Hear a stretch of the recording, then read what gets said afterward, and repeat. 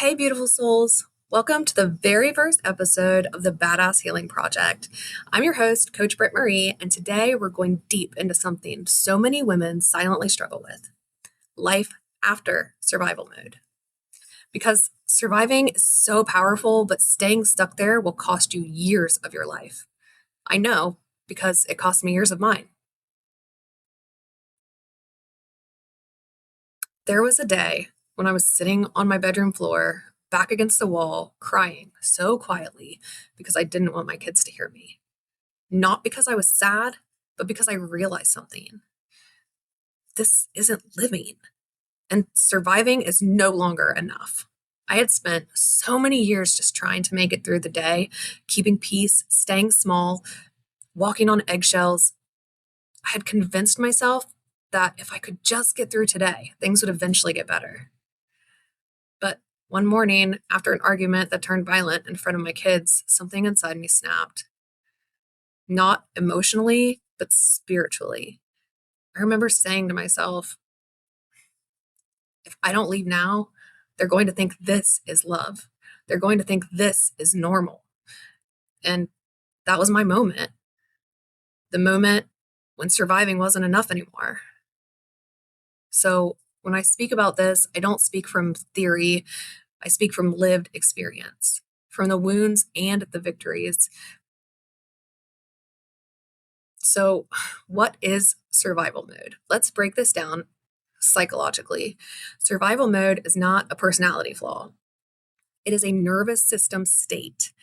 When your body and brain have been conditioned to survive physically, emotionally, financially, you don't operate from desire, you operate from threat. The four survival patterns are fight, flight, freeze, and fawn.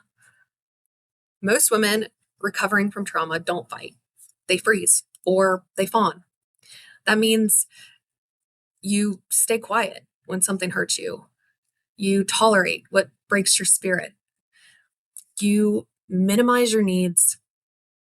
You apologize for existing. From a trauma psychology standpoint, survival mode is your brain choosing safety over expansion, familiar over pain, smallness over risk. And here's why. Your body does not care about happiness. It cares about predictability. So staying stuck becomes safer than changing, even when changing is the path to your freedom.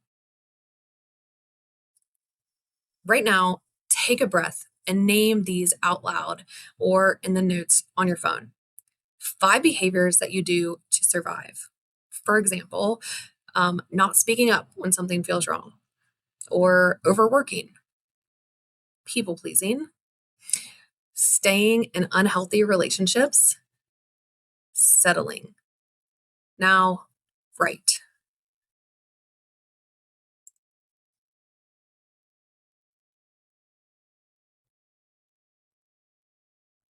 Okay, did I give you enough time? If not, you can always come back to this. Now we're going to look at 5 behaviors that you would do if you felt safe. I'll give you some examples.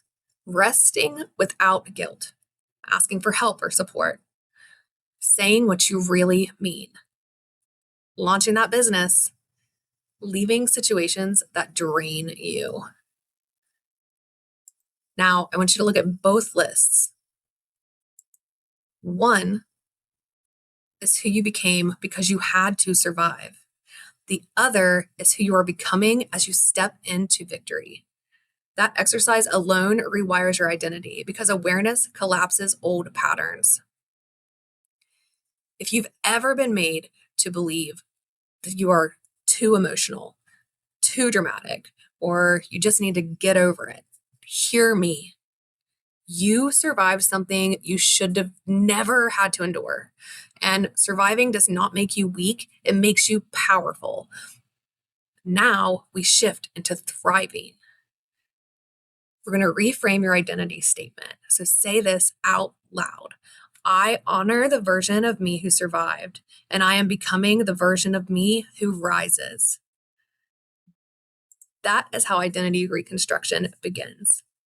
You should definitely write that down, keep it on a Post-it, repeat it to yourself as often as you can possibly remember, because repetition is what will change your life. So again, I honor the version of me who survived, and I am becoming the version of me who rises.